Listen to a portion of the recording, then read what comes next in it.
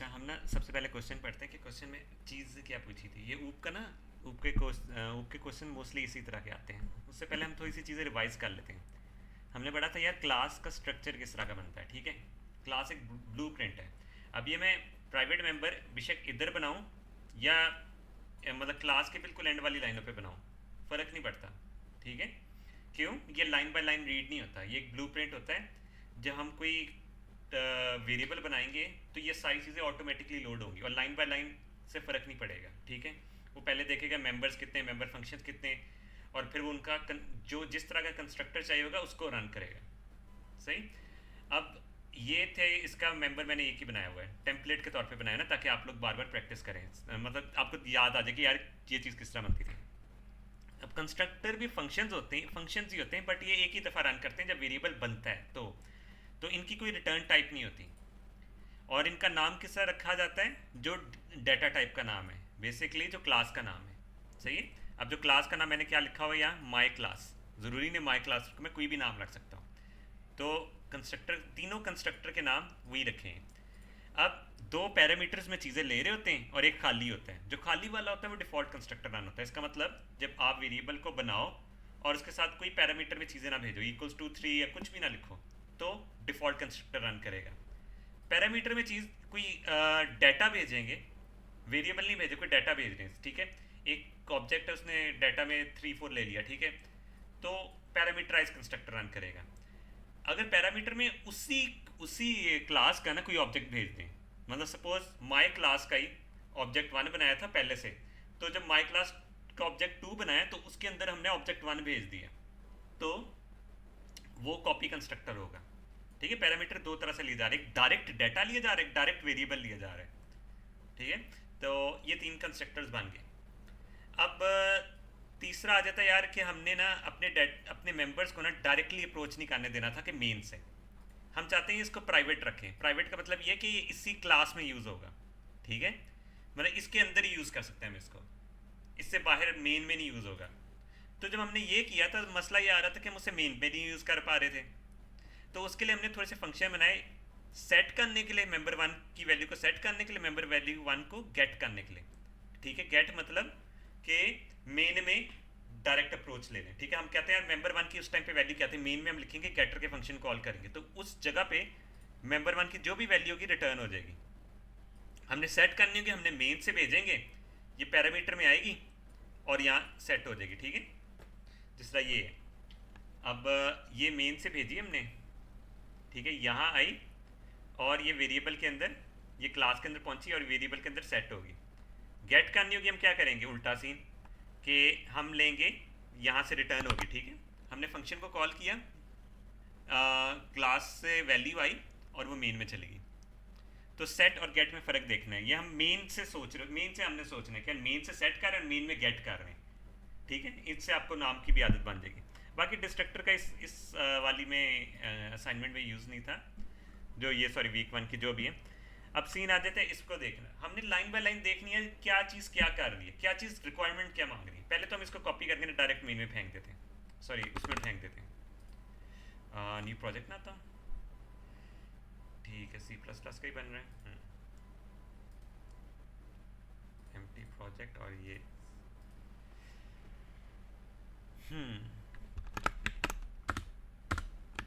ठीक है, ये मैंने बना दिया। ये अब ये एरर दे रहा है, कह रहा है कि ये सारी चीज़ें बता रहा है कि यार ये वेक्टर अनडिफाइंड है, ये सारा आहिस्ता आहिस्ता करके ना हम फिल करते जाएंगे। तो पहले हम सबसे पहले ना देखते हैं कि ये चीज़ें और हमारा आउटपुट आना है। हमने ना इसको और आउटपुट को मैच करके देखना है। पहले स्टार्टिंग में ना तो कंस्ट्रक्टर्स बनाने के लिए हमें आउटपुट देखने की ज़रूरत होगी, बट अभी पहले हम इसका एरर रिमूव करने की कोशिश करते हैं, ठीक है।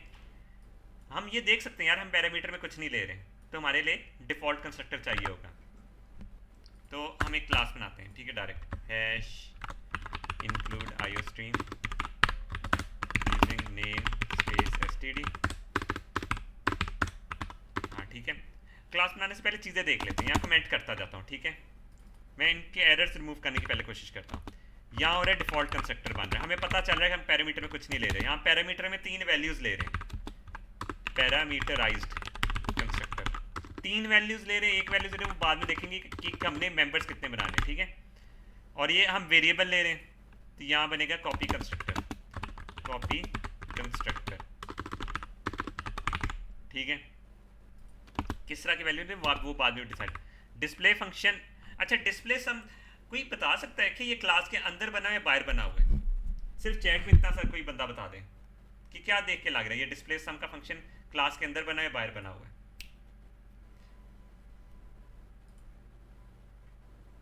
टाइप करके अगर कोई लिख सकता है तो बता दें।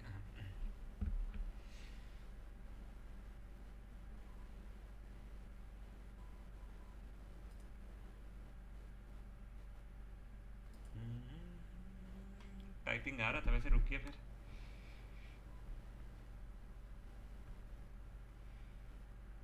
क्लास के बाहर बना है, क्यों? क्योंकि इसके साथ डॉट ऑब्जेक्ट का नाम नहीं लिखा हुआ, ठीक है। ये हमने बाहर बनाना है, तो ये मेंबर फंक्शन नहीं होगा, ये फंक्शन होगा, ठीक है। मेंबर फंक्शन वो होते हैं जो क्लास के अंदर बने होते हैं। अब हम ये देख सकते हैं दो तरह के हमने सेटर कॉल किए हैं, ठीक है। एक्स सेटर, जी सेटर, ठीक है। और ये फ्लोटिंग पॉइंट में, तो इसका मतलब हमारे पास मेंबर्स नीचे लिखते जाते हैं, ठीक है, ऊपर बल्कि लिखते जाते हैं। हमारे पास एक एक्स मेंबर आ गया, वाई मेंबर आ गया, ठीक है, सॉरी जी मेंबर आ गया। तो यहाँ पर हम इसका हल्का सा सोचने की कोशिश करें तो डिस्प्ले को भी देखें, अगर डिस्प्ले से मैच करें, यहाँ एक्स वाई जी एक्स वाई जी एक्स वाई जी एक्स वाई जी हमेशा बात हो रही है, ठीक है। तो हमें पता लग जाता है हमारे तीन मेंबर्स हैं एक्स वाई जी। वेक्टर का थोड़ा सा सोचे भी, वेक्टर का भी नॉलेज ना हो तो हमें पता लग जाता है यार एक्स वाई जी मेंबर्स हैं, और फ्लोटिंग पॉइंट में, पॉइंट की वजह से पता लग रहा है, ठीक है, फ्लोट में। और पैरामीटराइज भी तीन वैल्यूज ले रहा था, वो एक्स वाई जी की वैल्यूज ले रहा था, ठीक है। तीन मेंबर्स हो जाते हैं, मेंबर्स या एट्रीब्यूट्स, जो मर्जी इसको बोल लो। एट्रीब्यूट्स जो मतलब बेसिकली उसके अंदर उसके होंगे, हाँ, ये होगी बात ये। अब दोबारा डिस्प्ले सम का फंक्शन की जो नॉर्मल फंक्शन है, सेम चीज़ यूज़ हो रही है। हमें उनके सेटर गेटर भी बनाने, जितने भी मेंबर्स होंगे ना उनके सेटर गेटर बनाने, तो यहाँ लिख देते हैं उनके सेटर और गेटर बनाने, क्योंकि यहाँ सेट का गेटर बनाने ही पड़ते हैं हमेशा मोस्टली, ठीक है। इस जगह पे बनाने अभी तक नहीं पता लग रहा कि हमें गेटर बनाने भी पड़ेंगे या नहीं बनाने पड़ेंगे, ठीक है, बट हम वो आगे देख लेंगे।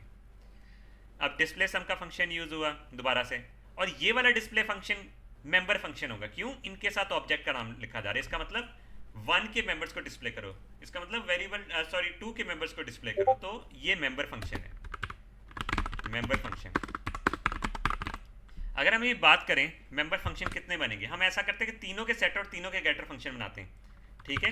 तो 3 प्लस 3 सेटर गेटर, और ये डिस्प्ले का फंक्शन प्लस 1, ठीक है, और प्लस ये 3, ये भी मेंबर फंक्शन ही होते हैं, कंस्ट्रक्टर्स भी मेंबर फंक्शंस होते हैं, ठीक है। तो प्लस 3, हमें कितने टोटल फंक्शन बनाने? 3 6 7 और 10, ठीक है। 10 हमें मेंबर फंक्शंस बनाने पड़ जाएंगे, सही है। हमने एक एक लाइन को देखना है कि यार ये डिफ़ॉल्ट कंस्ट्रक्टर रन हो रहा है, ये पैरामीटराइज कंस्ट्रक्टर रन हो रहा है, ये कॉपी कंस्ट्रक्टर रन हो रहा है, ये फंक्शन मेन को हम ये पूरे इसको पहले हम सारी चीज़ें देख लेंगे। मैंने यहाँ यही लिखा हुआ था कि एट्रीब्यूट्स काउंट करना सीखने, मेंबर फंक्शंस काउंट करना सीखने, कंस्ट्रक्टर्स वगैरह। अब कुछ लोग ना इसको भी मेंबर फंक्शन कंसिडर कर रहे होंगे मेरे ख्याल से, ठीक है। हमने ये मेंबर फंक्शन नॉर्मल फंक्शन है जो हम पीएफ में बनाते आ रहे हैं, क्योंकि इसका बस फंक्शन का नाम और पैरामीटर्स लिखे हुए हैं। मेंबर फंक्शन बस ये डिफरेंस नोटिस करना है कि उसके साथ डॉट और वेरिएबल का नाम लिखा जाएगा। और नॉर्मल फंक्शन कितने हैं यहाँ देखते हैं, 1, क्यों? ये डिस्प्ले फंक्शन। तो अभी हम क्लास बनाना शुरू करते हैं। हमारे पास पता लग गया यार एक्स वाई जी मेंबर्स हैं, वो हमें पता लग रहा है, पैरामीटराइज से ही पता लग रहा था कि 3 हैं, बट फ्लोटिंग पॉइंट में होंगे, मैं यहाँ से पता लगे कि फ्लोट में एट्रीब्यूट बनाना ज़रूरी है, ये फ्लोट में वैल्यू होनी चाहिए, ठीक है। तो हमें पता लग गया ये इतने मेंबर्स हैं और इतने मेंबर फंक्शंस हैं, और एक नॉर्मल फंक्शन भी बनाना पड़ना है हमें। तो हम क्लास बनाना स्टार्ट करें। क्लास का नाम किस तरह पता लगेगा? जो डाटा टाइप है, ठीक है, जो डाटा टाइप है उसी से पता लग जाएगा। क्लास लिखते हैं वेक्टर, और सॉरी वेक्टर, अच्छा क्लास में ना राउंड ब्रैकेट नहीं आता, क्लास के ये भी याद रखना है, सेमी कॉलन भी लिखना ज़रूरी है, ठीक है। फ्लावर ब्रैकेट्स और सेमी कॉलन क्लास का स्ट्रक्चर बन गया, ठीक है। अब 3 तरह के कंस्ट्रक्टर्स बनाने हैं, डिफ़ॉल्ट, पैरामीटराइज और कॉपी कंस्ट्रक्टर, ठीक है। कंस्ट्रक्टर के साथ बनाते थे, वेक्टर का नाम लिखेंगे, मतलब क्लास का नाम लिखेंगे, राउंड ब्रैकेट और फ्लावर ब्रैकेट, ठीक है। एक सेकेंड, हाँ, अब सीन ये, क्या ये सही है? ये एरर तो फिर भी दे रहा है इसको, ये एरर रिमूव नहीं हुआ। क्यों? क्लास के अंदर जितने भी ऑब्जेक्ट्स होते हैं बाय डिफॉल्ट वो प्राइवेट होते हैं। हम कुछ नहीं लिखेंगे ना, वो वाला सेक्शन प्राइवेट होगा। सपोज हमने यहाँ आगे पब्लिक लिखा है, ठीक है, तो पब्लिक, ये इसके नीचे वाला हिस्सा सारा पब्लिक होगा, लेकिन इसके ऊपर वाला हिस्सा सारा प्राइवेट है। तो हमें करना ये है कि जितने भी क्लास के कंस्ट्रक्टर्स होंगे ना, हमने पब्लिकली बनाने, वरना मेन उसे गेट नहीं कर सकता। अब हम ये देख सकते हैं, हाँ अब हम ये देख सकते हैं कि यहाँ ना पहली लाइन का एरर रिमूव हो गया, ठीक है। क्यों? क्योंकि हमने कंस्ट्रक्टर बना दिया है। दोबारा हम करते हैं वेक्टर इंट, ये देखो यहाँ सेकंड लाइन में क्या मांग रही है, 3 फ्लोट के वेरिएबल मांग रही है, ठीक है। फ्लोट एक्स, फ्लोट वाई, नहीं ए बी सी कर लेते हैं, फ्लोट बी, फ्लोट सी, ठीक है। ये मैंने एक और बना लिया फंक्शन। सेकंड वाली की लाइन रिमूव होगी, थर्ड वाला ऑटोमेटिकली वैसे रिमूव हो गया, ठीक है। ये मैं बताऊंगा क्यों, बट अभी हम इसे बनाएंगे क्योंकि यहाँ लिखा हुआ है बनाएंगे। मैं ना अगली क्लास बताऊंगा कि क्यों ये रिमूव हुआ था, ठीक है। लेकिन हमें यहाँ बनाना पड़ेगा क्योंकि हमें मैसेज भी प्ले करना। अभी तो हमने अपने आउटपुट को नहीं देखा ना। आउटपुट का अगर देखें, जब हाँ जब वो देखो कंस्ट्रक्टर बन रहा है, डिफॉल्ट कंस्ट्रक्टर बन रहा है, तो मैसेज भी प्ले कर रहा है आउटपुट का, ठीक है। पैरामीटराइज पे भी कर रहा है, कॉपी पे भी कर रहा है। अगर हम नहीं बनाते ना, वैल्यूज कॉपी हो जाती हैं, ठीक है, ये वैल्यूज कॉपी हो जाएंगी, बट वो मैसेज नहीं प्ले करेगा। हम चाहते हैं मैसेज प्ले करे, उसके लिए क्या होता था, वेक्टर एम्परसेंट और हमने कोई भी इन ले लेते हैं, ठीक है। अच्छा मैं ये भी बताऊंगा कि यहाँ एम्परसेंट डालना क्यों ज़रूरी है, ठीक है। ये अगली क्लास में थोड़ा डिटेल में बताऊंगा, अभी मैं थोड़ा सोल्यूशन बस डिस्कस करना चाह रहा हूँ। ये किया, ये रिमूव हो गया। अब सीन ये कि हमने डिस्प्ले, चौथी लाइन किया है डिस्प्ले सम, नाम एग्जैक्ट सेम होना चाहिए फंक्शन का, ठीक है। रिटर्न कुछ कराना चाहिए, रिटर्न नहीं कुछ कराना चाहिए, ठीक है, क्योंकि ये किसी सी आउट के अंदर नहीं रखवा रहे, किसी वेरिएबल के अंदर दिखा रहे, तो रिटर्न टाइप इसकी जीरो होगी। अगर लिखा होता ना सी आउट, हमने ऐसे करके लिखा होता सी आउट ऐसे करके, तो इसका मतलब इसे रिटर्न कराना पड़ना था। या किसी वेरिएबल के अंदर हम ऐसे करके कर रहे होते तब भी रिटर्न कराना पड़ना। यहाँ इसका मतलब इसकी रिटर्न टाइप कुछ भी नहीं होगी, ठीक है। ये आहिस्ता आहिस्ता आपको आदत बनते जाएगी, चीज़ें जैसे जैसे दे। और 2 वेरिएबल ले रहा है, 2 वेरिएबल किस डाटा टाइप के ले रहे हैं, वेक्टर टाइप के, जो हमने ऊपर क्लास बनाई। तो हम यहाँ वेक्टर टाइप के वेरिएबल लेंगे, वेक्टर 1 कॉमा वेक्टर 2, ठीक है। और हम यहाँ ये कर लेंगे। अब ये देखें, ये वाला एरर भी रिमूव हो गया। सेटर के फंक्शंस बनाएंगे तब भी ये भी रिमूव हो जाएगा। लेकिन सेटर से पहले हम मेंबर्स बना लेते हैं। हमने क्या कहा था, फ्लोट मेंबर्स हैं एक्स वाई जी। तो हम ये करते हैं, फ्लोट के 3 मेंबर्स बनाते हैं, एक्स वाई जी, ठीक है। अब हम इनके तीनों के सेटर्स बना लेते हैं। कि सेटर्स में क्या होते हैं, वैल्यू सेट करते हैं, पैरामीटर से लेते हैं और उसके अंदर डालते हैं। तो हमारी डाटा टाइप क्या होती है, वॉइड, ठीक है। एक्स सेटर सेम नाम रखता हूँ और यहाँ फ्लोट में वैल्यू लेता हूँ ए या इन, ठीक है। तो मैं यहाँ करता हूँ, मैं एक ही लाइन में लिख रहा हूँ, ठीक है। वरना आप मोस्टली फंक्शंस तो इस तरह लिखते हैं ना कि हाँ एक्स के अंदर हमने कर दिया इन, ठीक है, हम इस तरह लिखते हैं फंक्शंस, है ना। लेकिन मैं इस तरह नहीं लिख रहा। ये देखें, एक एक्स के सेटर की वो चीज़ होगी, सेट होगी, ठीक है, लाइन गायब होगी। मैं ऐसा करता हूँ कि मैं ऐसे लिखता हूँ, एक ही लाइन में लिखता हूँ x com is equals to in, क्योंकि उसका फ़ायदा, अच्छा सेमीकोलन में डालना जरूर, क्योंकि उसका फ़ायदा ये होगा, मैं कैसे कॉपी करता हूँ, हाँ ठीक है, पेस्ट, या मैं कर देता हूँ वाई, यहाँ मैं कर देता हूँ जी, और यहाँ मैं कर देता हूँ वाई, और यहाँ मैं कर देता हूँ जी। ऐसे ना बड़ा आसान जाता है। अभी आप ये देखें, एक्स सेटर और जी सेटर की भी वैल्यू गायब होगी, मतलब एरर गायब हो गया। अब ये डिस्प्ले फंक्शन बनाना है, ये मेंबर फंक्शन है, ठीक है, ये अंदर बनेगा, ठीक है। मेंबर फंक्शन अंदर बनेगा, किस नाम किया है, डिस्प्ले, ठीक है। डिस्प्ले की डाटा टाइप भी वॉइड है क्योंकि किसी चीज़ में आ नहीं रहा, वहीं डिस्प्ले वहीं कॉल होके वहीं खत्म हो जाएगा, ठीक है, डिस्प्ले। और पैरामीटर में कुछ ले रहे हैं, डिस्प्ले नहीं ले रहा, तो हम इसको ये करेंगे, ये एरर्स गायब हो गए सारे, ठीक है। प्ले करके देखेंगे, आई गेस कुछ मसला नहीं आएगा, एरर सारे गायब हो गए, ठीक है। Final display. अब हमारी आउटपुट मैच करनी है, हम अपनी आउटपुट से देखते हैं। डिफॉल्ट कंस्ट्रक्टर रन करेगा तो वो एक्स वाई जी की वैल्यू दिखा रहा है, सेट टू 0, ठीक है, और मैसेज भी प्ले कर रहा है डिफॉल्ट कंस्ट्रक्टर का, सही। तो डिफॉल्ट कंस्ट्रक्टर में जाते हैं, हम इसको थोड़ा एडिट करते हैं। हमने मैसेज क्या प्ले करना है, मैसेज में ना इधर रखता हूँ ऐसे करके लेफ्ट साइड में। अभी तक समझ लग रही है ना, मैसेज पे बता देना अगर यस या नो में, अगर नहीं लग रही मैं देख लेता हूँ, कहीं फंसे हो तो मैं वहीं से स्टार्ट कर दूंगा। ठीक है, तो मैसेज प्ले करना है डिफ़ॉल्ट कंस्ट्रक्टर। ठीक है, मैं ट्राई कर रहा हूँ जितना स्लो लेके जाऊँ और ये आहिस्ता आहिस्ता आदत बन जाएगी। और हमने वैल्यू क्या करनी, हमने एक्स वाई जी की वैल्यू करनी है x y z equals to 0। अच्छा, ये इस तरह होता है कि 0 जाती है जी में, 0 फिर जी जाता है वाई में जाता है एक्स, तो तीनों 0 हो जाते हैं। आप x is equal to 0, y is equal to 0, z is equal to 0 करके भी कर सकते हैं, ऐसे भी कर सकते हैं। बट मेरी आदत ये बनी कि यार थोड़ा ना कोड ऊपर से देख के पता लग जाए क्या सीन है, तो एक ही लाइन में ज़्यादा करने की कोशिश करता हूँ मैं, तो इस तरह ये पता लग रहा है। ठीक है, अगर आप कंफ्यूजिंग लग रहा है तो आप ऐसे भी लिख सकते हैं x equals to 0, y equals to 0। ठीक है, अब आ जाती है मैसेज प्ले की बात। हमने क्या करना है, एक्स वाई जी उसी तरह मैसेज करना है, वैल्यू सेट टू 0 ऐसे। ठीक है, ऐसे मैसेज कर दे। आप इस तरह भी कर सकते हैं 0 के बजाय, या x लिख दें x की वैल्यू। ठीक है, तो वो भी 0 ठीक पड़ेगा। अगर हम ये प्ले करें, हमारा आधा थोड़ा सा मैच करने लग रहा है ना, ये देखें ये चीज़ मैच करने लग गई है। पैरामीटराइज की भी मैसेज प्ले करेंगे तो वो होता जाएगा। बीच में थोड़ा सा और है, ट्रिक है। अभी तो ये ऐसा लग रहा होगा कि हमारा सारा काम हो रहा है। पैरामीटराइज एक हमने चीज़ ना थोड़ी सी करने वाली है, कंस्ट्रक्टर। ठीक है, इसमें हम क्या होगा, x के अंदर सेट करेंगे a की वैल्यू, y के अंदर करेंगे b की वैल्यू, z के अंदर करेंगे हम c की वैल्यू। ठीक है, और हम कर देंगे cout x set to x। ठीक है, y set to y, cout z set to z। अब ये 2 आना चाहिए क्योंकि हमने वहाँ से 2 भेजा हुआ है। ये देखें ये 2 आने लग गया, या ऐसे से सॉल्व हो रहा है। ठीक है, नीचे से हमने पैरामीटर में देखें 2 2 2 2 2 भेजा है, तो यहाँ स्पेस नहीं थी, स्पेस दे दी। अब हम अपना करते हैं कॉपी कंस्ट्रक्टर में काम। ठीक है, सी आउट कॉपी कंस्ट्रक्टर।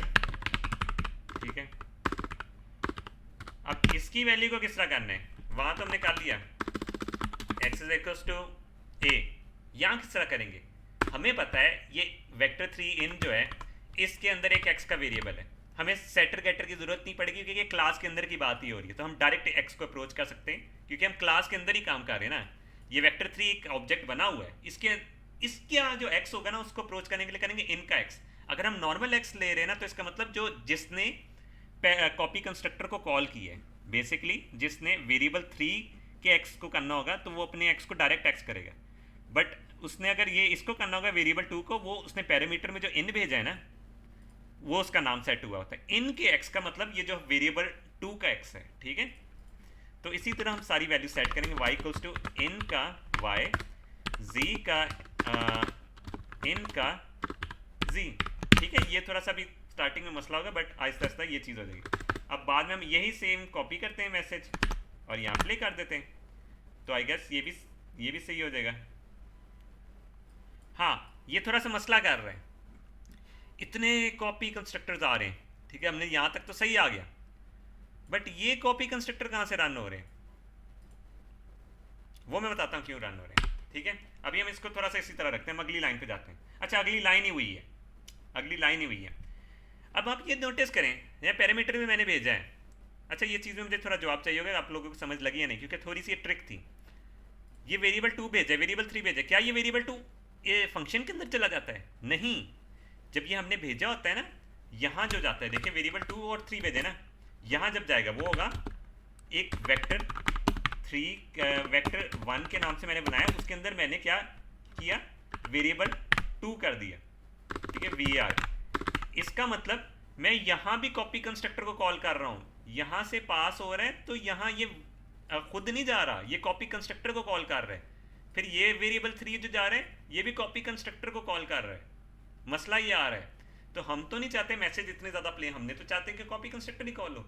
अगर हम चाहते हैं ना कॉपी कंस्ट्रक्टर कॉल ना हो तो हम इसका एम्परसेंड डालेंगे, तो एक नया वेरिएबल कॉपी कंस्ट्रक्टर नहीं कॉल होगा, वो उसी वेरिएबल में उसकी वैल्यू भेज देगा। ठीक है, ये चीज़ समझ में लगी कि एम्परसेंड से क्या हो रहा है। अब हम इसका मैसेज प्ले करें तो एक ही कॉपी कंस्ट्रक्टर कॉल है जब हमने वाकई में कॉपी कंस्ट्रक्टर कॉल किया। तो अगर एम्परसेंड नहीं लगाते ना तो वेरिएबल, एक नया वेरिएबल बनाते हैं, जब भी नया वेरिएबल बनाएगा तो कॉपी कंस्ट्रक्टर कॉल होगा। एम्परसेंड से ये हो रहा है जो पहले से वेरिएबल बना था ना उसी का एड्रेस उसने उसके साथ अटैच कर दिया। ये चीज़ समझ में लगी? यस या नो में बता देना, क्योंकि ये थोड़ी सी है, इसके अंदर ये ट्रिक था। मुझे था अगर कोई सारा मैसेज एरर वगैरह भी रिमूव करा लेगा ना वो इधर आके फंसेगा।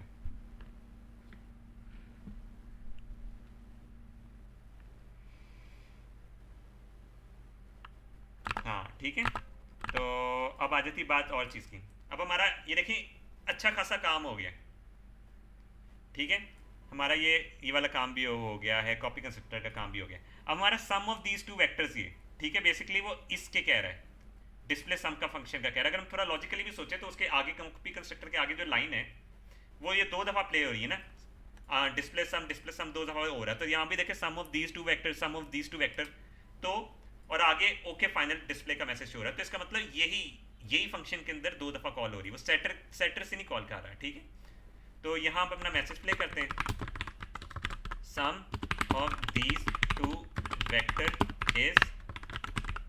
अच्छा अभी एक मसला आएगा दोबारा से इधर, मैं यहाँ क्या करूँ, मैं 1 के x को कॉल करूँ या 2 के x कॉल? अच्छा मैं दोनों का साम दिखाना है ना, तो मैं ऐसा करता हूँ सी आउट मैसेज करता हूँ, किसी वेरिएबल में स्टोर करा लें, या हम ये कर लेते हैं x इक्वल्स टू, दोनों का साम दिखाना है ना, तो हम कर लेते हैं 1 का x x प्लस 2 का x, है ना। आप लोग तो ये सोच रहे होंगे कि ये चीज़ करनी है, बट ये एरर दे रहा है। क्या दे रहा है? कह रहा है यार ये x को तो अप्रोच कर ही नहीं सकता, ये क्लास से बाहर बना हुआ है, x को अप्रोच नहीं कर सकता। ठीक है, x किधर है? है ही नहीं, मतलब x तो प्राइवेट है, वो तो वेक्टर की क्लास के अंदर, यहाँ इसलिए यूज हो रहा था ये जो, सॉरी हाँ किधर था कॉपी कंस्ट्रक्टर, किधर है? हाँ यहाँ इसलिए यूज हो सकता था ये, क्योंकि इन वेक्टर के अंदर, क्लास के अंदर ही है ना, ये जब हम सारा काम कर रहे हैं, बेशक ये वेक्टर हमने पैरामीटर से लिए, बट ये उसी क्लास के अंदर बन रहा है ना, उसी क्लास के अंदर यूज हो रही है ना चीज़ें, तो इसलिए कर सकते हैं। बट ये वाला फंक्शन क्लास के बाहर आ गया, अब इससे नहीं कर सकते, इसलिए हमें एक्स को अप्रोच करने के लिए गेटर फंक्शंस चाहिए होंगे। यहाँ ना मेन में कहीं गेटर यूज हुआ है, ठीक है, तो बनाने की फिर भी क्यों ज़रूरत पड़ती है? क्योंकि अभी अब जो हमने फंक्शन बाहर बनाया उसके अंदर तो x की वैल्यू को गेट करना है ना, तो इस तरह हम करेंगे कि यहाँ फंक्शन बना देंगे, गेटर के फंक्शन बना देंगे, इसलिए ज़रूरी था, ये ट्रिक थी अंदर कि यार गेटर का फंक्शन फिर भी बनाना पड़ेगा, और गेटर हमेशा बनाना पड़ेगा। आपके पेपर में ये होगा, पहले से कंस्ट्रक्टर और गेटर सेटर सारे मेम्बर्स के बना लोगे तो आसान रहेगा।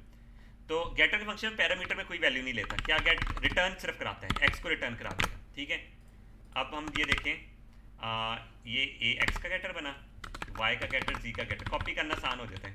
ठीक है, सेम चीज़ रिपीट हो रही है तो इसमें कोई एक्सप्लेन करने की जरूरत नहीं होगी कि एक्स का गेटर किस तरह, सॉरी वाई का जी का गेटर किस तरह बना, सेम चीज़ आ रही है। ठीक है, ये इसको कॉपी पेस्ट मारा। अब यहाँ 1 का अगर हमने वैल्यू 1 के x की वैल्यू लेनी है, हम 1 के x को नहीं अप्रोच करेंगे, हम 1 के x के गेटर को अप्रोच करेंगे और राउंड ब्रैकेट डाल देंगे। ठीक है, 2 की x की वैल्यू लेने, 2 के x के गेटर को कॉल करेंगे और यहाँ पैरामीटर में डाल देंगे। अगर हम एक दफ़ा प्ले करके देखें तो हम देखते हैं हमारी पहली लाइन मैच कर रही है नहीं। हाँ 17, ये देखें 17.2। अच्छा मैंने थोड़ा सा गलती ये की है, हाँ गलती मेरी ये है कि ये फ्लोट था, मैंने रिटर्न टाइप इंट कर दी, तो रिटर्न टाइप भी हमें फ्लोट रखनी है। ठीक है, ताकि वो फ्लोट में ही वैल्यू दे। मैं दोबारा से दिखा देता हूँ, अगर आप, मैंने थोड़ा सा तेज शायद आउटपुट की स्क्रीन को किया था ना मूव, तो ये देखिए अब हम ये वाली लाइन पढ़े, सिर्फ हमने x को गेट किया, ठीक है 17.2 एग्जैक्ट मैच कर रही है।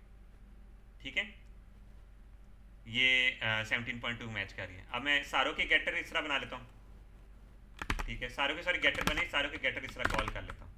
ये कॉपी पेस्ट किया, वाई सॉरी जी और वाई, ये सारे ना आपको बेशक टाइम लगे लेकिन ये ऐसे हो जाएगा। ठीक है, अगर मैं इसको बंद करके दोबारा प्ले करूँ, हाँ सम ऑफ दीज टू फंक्शन, यहाँ 4 4 आ रहा है, 4 4 4, और आगे क्या आ रहा है 17.2 3.2, अच्छा। यहाँ मैंने मेरे ख्याल से डिस्प्ले में ना उल्टा कर दिया है, थोड़ा आउटपुट में फ़र्क है।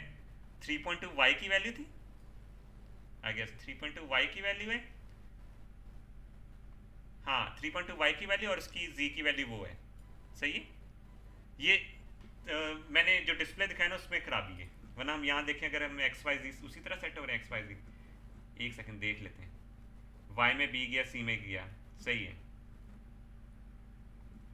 सेट करते वक्त भी यही हो रहा है, वाई में सेट हो रहा है, जी में सेट हो रहा है। हाँ ठीक है। वो डिस्प्ले में फ़र्क था, ठीक है। कि डिस्प्ले में फ़र्क चेंज क्या, वो गलती क्या थी। जी में 3.2 है, वाई में 2 है, बट वहाँ मैंने लिखा हुआ वाई में 3.2 और जी में थी। बाकी हमारी लास्ट चीज़ क्या रह गई, डिस्प्ले वेक्टर वाली की। लास्ट डिस्प्ले फंक्शन बनाना है, कंप्लीट करना रह गया, जो हमारा मेंबर फंक्शन है। उसको हम क्या करेंगे, उसमें भी थोड़ा फिर वाई और जी में वैल्यूज थोड़ा चेंज होगा। डिस्प्लेइंग वेक्टर, ठीक है। Cout x equals to x. ये हम डायरेक्ट कर सकते हैं क्योंकि हम क्लास के अंदर ही बात कर रहे हैं, ठीक है। इसको कॉपी करते हैं, पेस्ट और पेस्ट, जी और वाई, बस ये थोड़ा सा रह गया, वाई और जी। हम ये करेंगे, हमारा कंप्लीट आंसर मैच कर जाएगा। इसका सोल्यूशन भी मैंने वहाँ शेयर कर दूँगी, देखें। 2 2 2 2 2 2 2 3.2। अच्छा यहाँ मैच कर गया 15.0। वहाँ मेरे ख्याल से मैंने कुछ गलत कर दिया, वहाँ मैंने सही किया होगा। मैसेज मैसेज का गेट करते वक्त ना मैंने उल्टा नीचे कर दिया होगा, ठीक है। तो बाकी सारा मैच कर रहा है, बस ये 3.2 और उसमें कर रहा है, वो आउटपुट में गलत है, ठीक है।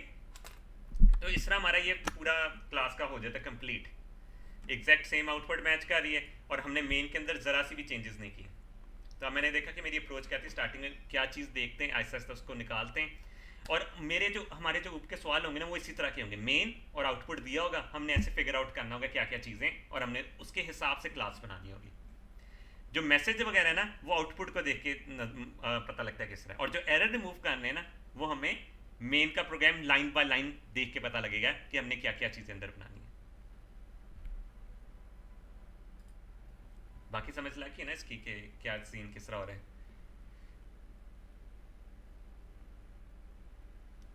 और हम्म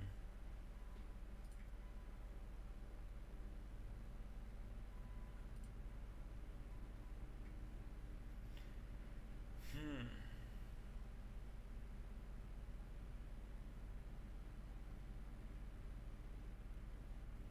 हाँ मेन और आउटपुट दोनों दिए होंगे, उसको देख के बनाना होगा।